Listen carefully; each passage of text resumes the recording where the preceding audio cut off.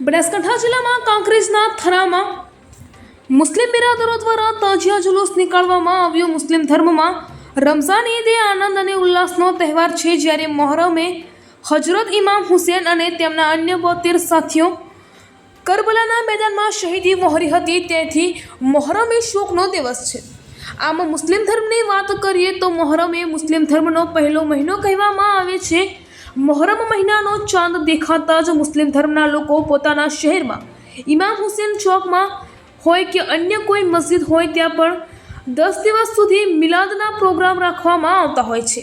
આમ કરબલા અને ઇમામ હુસેનની શહીદીનો ઇતિહાસનું બયાન કરવામાં આવતું હોય છે કે કરબલાની મહાન દુઃખદ ઘટના આજથી લગભગ 1400 વર્ષ પહેલાં બની હતી।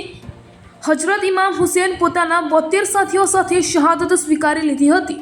ગત 1400 વર્ષથી આજ દિન સુધી કરબલાની ઘટનાનું મહત્વ છે, કારણ કે માત્ર ઇસ્લામી આલામમાં જ નહીં બલકે કોઈ પણ આકીદાથી સંબંધિત તે વ્યક્તિ જે અત્યાચારોની વિરુદ્ધ અને સચ્ચાઈની સમર્થક છે તે હજરત ઇમામ હુસેન અને તેમના સાથીઓ કુરબાનીઓને માનવીય આદર અને સત્યનું ચિહ્ન સમજે છે।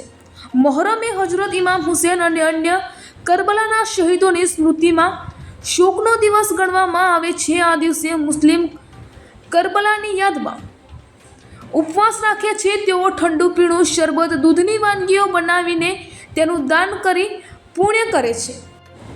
આમ કાંકરેજના થરામાં મોહરમની 9મી રાત્રે પણ થરા શહેરમાં તાજિયા નીકાળવામાં આવે છે। આમ 10મા દિવસે પણ બપોરે 2 થી 3 વાગ્યાના સમયમાં થરા શહેરમાં તાજિયા જુલુસ નીકાળવામાં આવે છે, ત્યારે દરેક ધર્મના લોકો તાજિયા જુલુસ જોવા નીકળે છે અને લોકોની માન્યતા પ્રમાણે ઘણા લોકો તાજિયાની નીચેથી નીકળતા હોય છે। આમ આજે બપોરે 3 વાગ્યા આસપાસ સિપાહીવાસથી તાજિયા જુલુસ નીકાળવામાં આવ્યું હતું, જેમાં યા હુસેનના નારા બોલાવી થરા હાઈસ્કૂલ રોડથી, થરા બજારમાંથી નગરપાલિકા રોડ, જાપટપુરાથી જૈન શેરી, થરા દરબારગઢથી તેરવાડિયાવાસ ચોક થઈ નિજ સ્થાને આવી તાજિયા પર પાણી છાંટી વિસર્જન કરવામાં આવ્યું હતું।